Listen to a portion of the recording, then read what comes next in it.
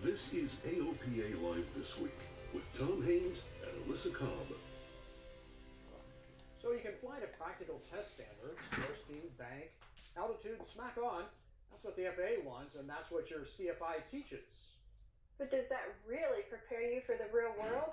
Does that give you the skills you need to get out of trouble? Well, maybe not.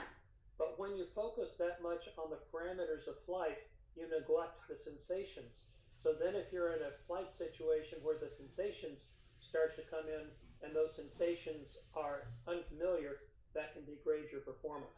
Ed Wishmeyer studies loss of control accidents and based on what he's learned, developed something he calls E3. And that caught the attention of AOPA Air Safety Institute boss Richard McSpadden. So Ed, to start with, can you summarize for people what is E3, expanded envelope exercises? What is it?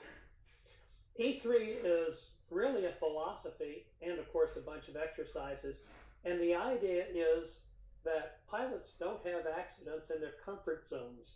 So if you can extend a pilot's comfort zone, that is their flight envelope, if you can expand that, then there will be more comfortable pilots, there'll be safer pilots, they'll get more joy from flying, and they'll probably fly more. So E3 is a philosophy that says, don't stop at the mechanics of the ACS or the regs or anything. Go beyond those and really see what the airplane will do and enjoy it. Richard explains more about E3 in his Safety Spotlight in the upcoming April issue of AOPA Pilot magazine. And E3 exercises will soon be added into ASI's Focus Flight Review curriculum. They're not really exercises with precise entry and exit parameters. That's not really the goal. The goal is to get a little farther outside your typical flight regime and just feel what that's like so it doesn't surprise you if you ever find yourself there.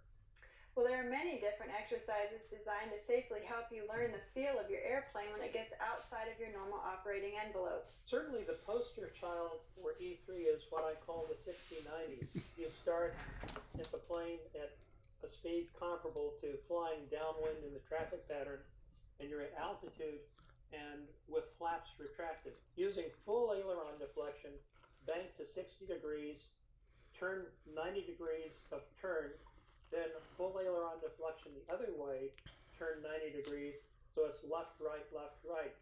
But what's different about this is you don't worry about airspeed, you don't worry about precise bank angles, and you don't worry about altitude so that you can focus on the sensations and see how much is going on rather than being distracted by airspeed and altitude. Well, other exercises help pilots learn how to deal with botched base to final turn. Well, Tom, I'm looking forward to learning more about those exercises and going out in the 170 and trying them.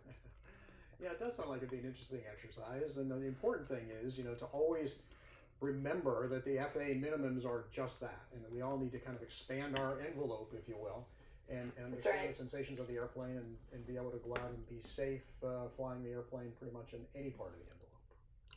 Exactly. Well, the FAA